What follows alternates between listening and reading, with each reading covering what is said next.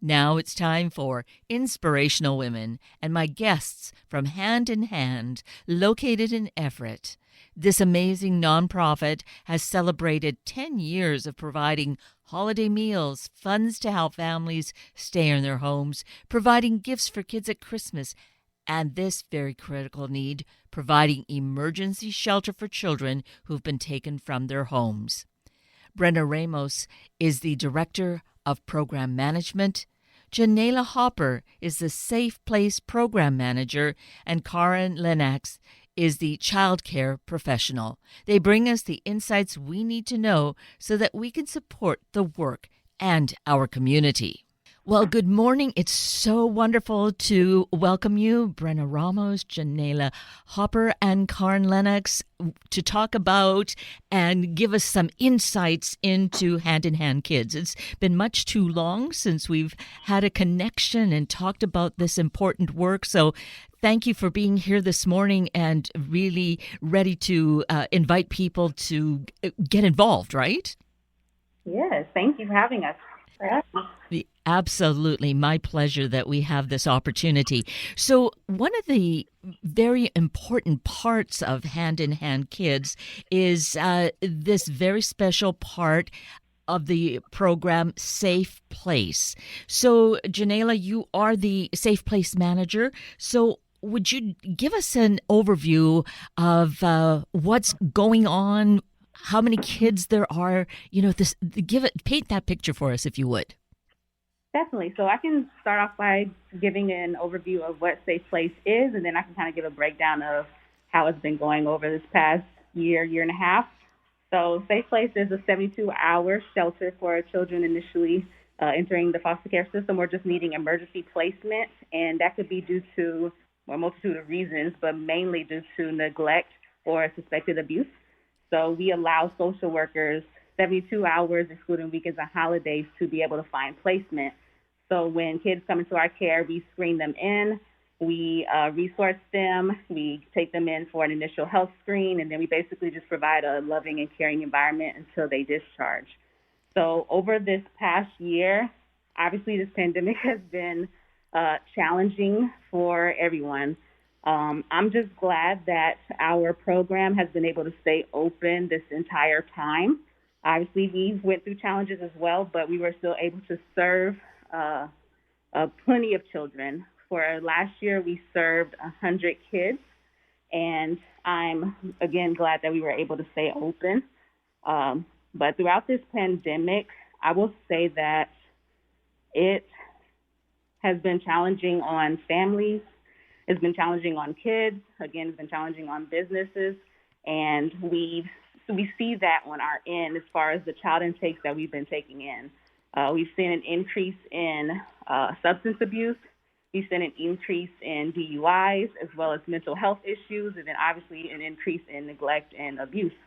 And then one thing that I noticed is that 2020, which is where it all began, is the first year since 2014 that we've seen an increase in child intakes. That was the first year since 2014 since we've seen an increase because throughout these years of Safe Place being open, it's always been declining, and that could be due to different reasons and resources being available. But the fact that, the pandemic occurring and the challenges taking place in different homes, we've been seeing an increase. So we're seeing the effects of that on our end. So, Janaela, you mentioned you saw 100 children in 2021? Yes, we've had 100 kids in 2021. And so that was an increase. Are you able to accommodate that number? Did it mean that you sometimes, were kind of crowded? How it is kind of broken down, we are able to have 5 kids at once throughout the week. So it was spread out throughout the year. I wouldn't necessarily say crowded. We were able to serve all the kids well, but yeah, not crowded. So that means no one was turned away that was in need. Yeah, we are able to serve the kids that we're able to serve. We do have different requirements or screening procedures that does allow us not to take every single child, but we always try to find the yes because we want to be that resource for kids in Snohomish County and surrounding areas. That is just so phenomenal. And the kids are there then for 72 hours, and you always have staff on hand that is caring for up to 5 children at any given time. Yes. So we have staff and volunteers. We definitely cannot do it without our volunteers as well. So you are staff as the Safe Place manager, but Karin, then, are you staff or are you a volunteer?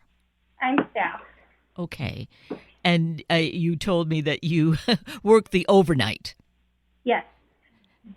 So what does that time frame mean for you? What goes on in the overnight? If we're on call, we can get kids anytime through the night. We've had them come in at 3. We've had them come at 6 a.m. Basically, like when it's on call, we just have to be able to get here within like a half hour. And then we set up all of the intake stuff. And when they get here, one person does the intake with the social worker and the other one kind of shows the kids around Safe Place. And of course, being confidential about who the child would be, but is there a situation, a story that comes to mind as to how that was for you with a particular child? I think like my most memorable one right now is we actually had 3 kids Christmas night, and they were super bummed. So we got to do basically a Christmas redo for them. And each kid has 3 or 4 presents under the tree from Santa, and we filled stockings. And so they all had stockings. They got books and stuffed animals, and then they woke up the snow. So I think that was my most favorite one right now. And just to see their faces of excitement and appreciation when they saw the gifts and that, they got to redo their Christmas. Oh, I can appreciate how that's memorable for you. Hearing you talk about it, just makes me feel emotional. Joyfully for those children who are going through such trauma, to be able to turn it around so that they have something comfortable and beautiful, and it helps to put all that negative experience behind them. And of course, with this kind of demonstration of the gifts and having caring people around them, know that there's love in the world for them. Right. Oh, that's amazing. It must make the work that you do not seem like work, but just, I would think, a gift. Yeah, I definitely like seeing something positive during their negative times. Providing them with a smile or a hug, just letting them know, like you said, that they're loved and cared for. Oh, exactly. So, Janaela, as the manager, you're overseeing this, and you then get to experience some of this as well. You're not just a manager. You're involved with the child care as well, I would imagine. Definitely. I consider myself a working manager. So for the most part, I do provide oversight of the staff and volunteers, but I definitely get the opportunity to work child shifts every now and then. And I appreciate those moments because it gives me that connection with the kids as well. Right. So in terms of volunteers, because here we are, Hand in Hand Kids is a nonprofit. Volunteering, donations, both of goods and financial, are really critical to your functioning, correct? Oh, definitely. Definitely.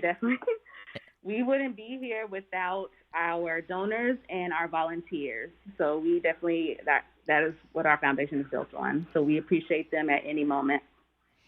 And in terms of volunteers for a Safe Place, who are you looking for? There must be qualifications, screenings, I guess? Oh, yes. So we are looking for absolutely loving and caring individuals who are non-judgmental, that have at least 1 year of child care experience. And there are other qualifications and trainings that do take place as far as getting volunteers on board. But the main thing is wanting those individuals who will come in. They'll put their own personal biases aside, their own ways of caring for their own children, and just coming to this environment, just wanting to take care of these kids that we currently have in care and understanding that where they are at the moment, and just supplying their needs. So let's take it maybe by a month or maybe on a daily basis. How many volunteers do you need, and actually how many do you have? So at this moment, we have around 55 volunteers, but with our requirements, we only require at least, volunteers to volunteer at least once a month. Obviously, volunteers can volunteer as often as they like within our shelter, but they have at least one recurring shift a month. So with that kind of system in place, we could definitely use more volunteers, because right now we're open Friday to Wednesday.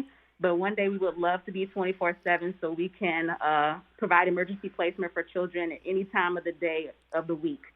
So right now with that Friday to Wednesday, we still have quite a few openings, so we can always use volunteers during that time frame, morning shift, afternoon shift, evening shift, and even overnight. But then one day being able to open, that's Thursday morning, afternoon, evening, overnight. Same with our Friday. So then we can just have the entire week open, and we don't have to turn kids away potentially on those days that we're off or that we're closed because we're not open. And that was my thought. With Thursday not being an available day, what happens? You just don't have the staff to cover it. Is that it? At the moment. So we have our staffing and volunteers scheduled throughout that Friday to Wednesday time frame. So what it will probably look like in the future is having more volunteers on staff, having more staff members, and then being able to cover those days to open them up. So when children are coming into care, at this moment, they normally come throughout the weekend. Sometimes they come throughout the beginning of the week. So we're still able to provide care for them during the time frame that they're here, which still helps social workers out to find that next placement. Sometimes they do end up leaving us, and it's to the unknown, but at least we were able to do our part, and it still helps them, the social workers, out. And that is the thing for us to really grasp what's going on and the dire need in the community.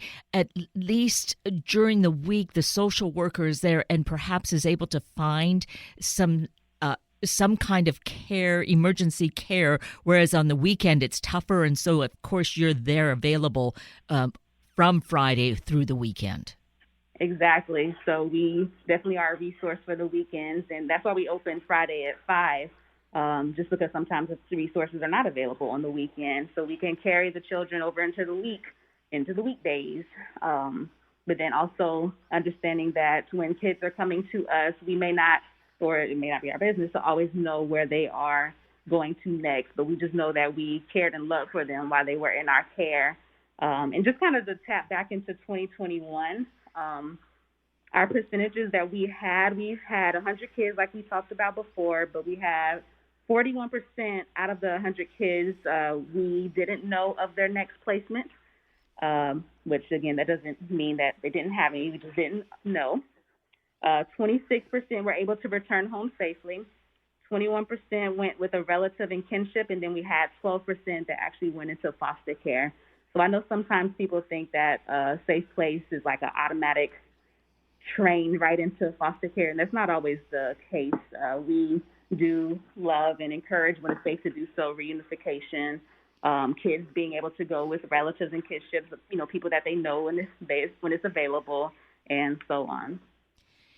And just to be clear, Safe Place is just that, a safe place for these children to be for up to 72 hours. In the background, the social worker is looking to do this other part of whether they are able to go home or to foster care or to a relative. Is that right? Exactly. Okay.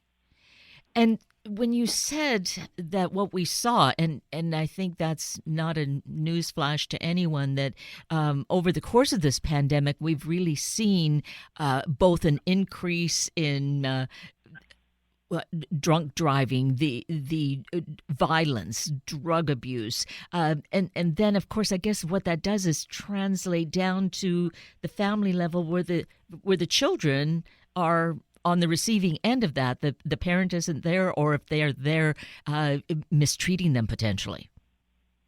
Yes. So unfortunately, this, like we said, the pandemic has been hard on a lot of families. So it's like that one unfortunate circumstance happening to a family, that one wrong decision, that one wrong choice could lead to children potentially being removed and us seeing the situations that we're seeing on our end. So we definitely did see that last year with an increase in those intakes. Oh, that is just so gut-wrenching. And when you have that cap, and were you hitting that cap of 5 children much of the time? It was mixed. I would say that every now and then we had a full house, and then sometimes it was spread out to where it would be maybe 2 kids in care. We'll have a sibling group of 3. Maybe it was just 1 kid. But it definitely was different numbers each week. And maybe it's a week or a time frame where we're quiet, which on our end is a good thing, or maybe not. But Yes. It definitely was different numbers each week. So Karin, give us a bit of a visual of the facility, of what the children are coming into. I loved what Christmas morning turned out to be for them. But what are they? What kind of a room or rooms are there for them to live in? So it's set up like a house when they walk in. They've got like the living room and the TV and the couch and everything. There are little play areas, and then like our kitchen is right off of the living room. And then we've got like the bathroom they use, and we have 1 bedroom with a set of bunk beds and a trundle bed, and then we have the baby room, so that has a crib and a pack and play, and then our 3rd room has 2 sets of bunk beds. So that's it makes basically a circle. And so it is a home. It really has that home-like feel to it. Mm-hmm. Yeah. Right. And so, and when there are siblings, having the bunk beds really facilitates that, right? Yeah. When they're different sexes and different ages, then they're supposed to be in different rooms. But if they want to sleep together, then we just basically have a camp out in the living room. Mm. So we'll bring out mattresses, or they sleep on the couch just so that they can be by each other. And does that happen very often? I can appreciate that it might. Yes. We tend to have more on the couch or on a mattress in the living room than in their beds. And this is perhaps projecting, but I'm thinking that, a frightened child, regardless of their age, might not want to be left all alone in a room, with the door closed. They might want to be out there with other people.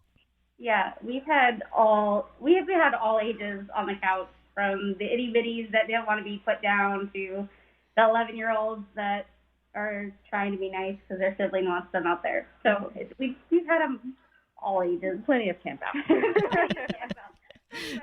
So we know it starts from infancy, because you have a baby room. Up to what age? So it goes birth to 12, and then we can take 12 and up if they come with a younger sibling.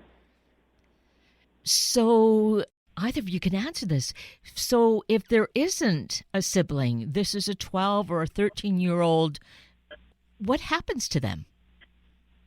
So we say birth to 12 and then 13 to 17 if they come with that younger sibling. Unfortunately, if we were to get a teenager without younger siblings, there are other resources and potential homes for them, but we just wouldn't be able to take them. Right. Just because the age group that we really saw needed our services was the younger group, that birth to 12. Yeah, understandable. And it would be challenging. You don't have enough facilities because there's already such a great need for the younger ones. And that every single one, regardless of age, is very important. And their life and the trauma that they're going through is just so critical in the moment. But with the younger child, it feels like there's just more impression being made that they need a lot more comfort that you can give them. Yes, we try to, when kids come in our care, we try to do the best to try to meet them where they're at and meet their needs. Those younger kids, they come in sometimes and you can see two totally different ends. You have those kids that come in and they're just ready to play and they just want somebody to hold them and hug them. And then you have the kids that come in and they want nothing to do with you. And understandably, obviously, they've just been removed from their care. They just dealt with some form of trauma. So we try to, take that into consideration in how we interact with the children, but we always try to let them know that we're here for them no matter what, and whatever they need, we will definitely supply that. And so either of you, or maybe each of you, wants to comment on how, when they come in, of course there would be that fear, and I would even think terror coming in, and 72 hours isn't a lot of time, but it still is 3 days. Have you seen, does some situation come to mind where you've seen that change, a transformation in a child as to how they ease into where you are at Safe Place? We've definitely seen the change, especially if we get them like the Friday night and have them through till Wednesday. They might start off shy, but by Saturday night or Sunday morning, they're talking, and we found some kind of common ground or an interest. Like we have several staff or volunteers that like to draw and do art, and so we've had a few just open up while they were drawing, or like some that play video games, and so if you just sit down and play with them, then they'll just kind of open up and like, oh, you're an okay person. So then they get really excited if you're like just back the next day. So because I'm primarily night, I always tell them, okay, I'll see you tomorrow night. And then they're like, okay, so we're gonna play this game or we're gonna draw. I'm like, okay, like sure, I'm fine with it. Or connecting with them, like something that they are interested in. So we have obviously Minecraft, which is a big thing here. Pokemon, Frozen. So if we notice that a child likes something specific and you talk about it or you be about it, then that's when they start to open up and want to communicate with you more, or maybe play that game or do that art project. So I'll say that's probably one of my favorite parts too about Safe Place, because when kids come in, initially, we're strangers in a strange house, but at the end of the day, we're loving, caring individuals in a safe, loving house that will resource and tend to their needs. And I know I've said that multiple times throughout, but that's really what we do and what we're here for. And then seeing kids over time know that if they need something and we, can get that for them, food, obviously toiletries, whatever their needs are. And then seeing them slightly opening up, laughing a little bit more, coming to us about different things, speaking with us more. I love and appreciate when they do that, or they start just that connection overall, even in 72 hours. 72 hours is a short time frame, but you can really see a turnaround in some kids in that short time frame. And that's because it is what the name of your organization is, Safe Place. A safe place. Right. Have you ever had the experience of the same child or children come back again? We definitely have. We've had kids or siblings come back, whether for the same or different reasons. Oh, it's just heart-wrenching to think of all this pain, that there's just so much of it going on. But on the other hand, that there are these solutions, that hand-in-hand kids exist, that this special part of hand-in-hand Safe Place exists to care for these young children when they're just, having to be taken from their home. It's not a good place for them, but it still is so hard on them to be ripped out of there, isn't it? Yes, it's hard, especially on the kids, obviously, that they are now being removed from their home, again, due to whatever reason or situation. But if I had to find a positive out of it, enjoy that, or the kids that do come back, that they remember us. They remember who we were, what we did. Not that, obviously, savior complex or anything, but just the fact that they enjoyed who we are and what we were able to do for them during that difficult time. And even having kids not wanting to leave us, sometimes obviously that's difficult on both ends, but knowing that we, as a safe place, we were able to live up to that name. Exactly. So here, I think you've given us really a good view of what goes on, the needs that exist. And so we had touched on always needing more volunteers in terms of that. And also, of course, none of this could exist. Maintaining a home and all the facilities, having the food there, between the donations and the in-kind, like dropping off these kinds of gifts of perhaps the games and the teddy bears and such, the stuffed toys for the children. How do people go about then making donations and finding out about volunteering? Yes, so as far as volunteering, at the moment they can currently email our volunteer email, which is volunteer@handinhandkids.org. And then from there, we'll be able to start the application process and get volunteers on board. Again, they will need at least 1 year of child care experience, and we could always use volunteers. And we go off of when their best availability is, because there's always a need. With donors, we really appreciate monetary donations, of course, because that is what keeps us open. Gift cards, whether that's food or clothing gift cards, so we can take kids shopping. In-season clothing, we take new or gently used. And as far as donations, I would say, Brenda, you want to touch on that real one too? Yeah. So if somebody would like to donate to Hand in Hand, whether it's monetary or gift-in-kind donations, they can always visit our website, which is handinhandkids.org. And right there on the homepage, there's a Donate Now button. They can always come to our administrative office to drop off gift-in-kind donations. We're open Monday through Friday. And we also have a Amazon wish list on our website, and it just has a list of things that we're currently in need, and we try to update it regularly. That is, I think, so ideal, because it's great to be able to support in a way that we know makes a difference. Of course, monetary donations definitely are going to be able to be used in all the places that there are needs. But sometimes people like to do the shopping, right? Yes. And so to have that list to guide us, and I think especially having families who, want to engage in this as a unit, having the children participate and knowing that they're helping other children who are going through some challenges, having them be able to look at a list and make some selections and make the donations. I think that's also a good lesson to be teaching within our families, isn't it?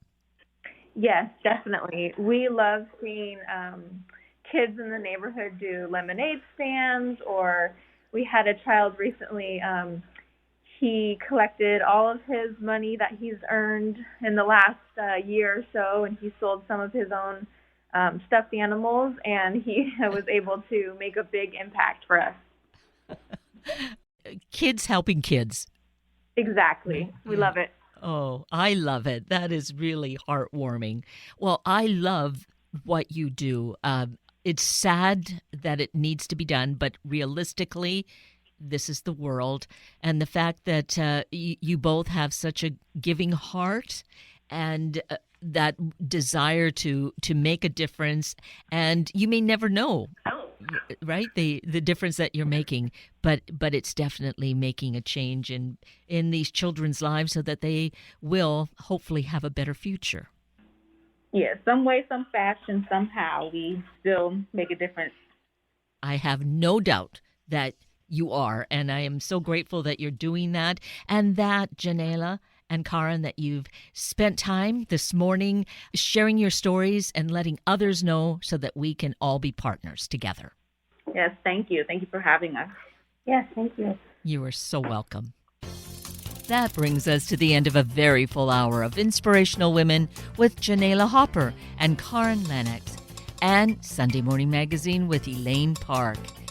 I'm Kate Daniels, your host, and I greatly appreciate your sharing this hour with me and these special guests. For details you might have missed or information you'd like to know, please just send me an email, kated@warm1069.com, and I will get right back to you. Also, if you'd like to listen again or share these important stories with your family and friends, find the podcast on our Warm 1069 webpage. Just click on the podcast tab, then either of the show names, and then look for the guest names. I now wish you and your family a day of doing the things that demonstrate we count and put it into practice in our community. Have a week of the same, and then please plan to join me again next weekend for another hour of Sunday Morning Magazine and Inspirational Women on Warm 1069. Good morning.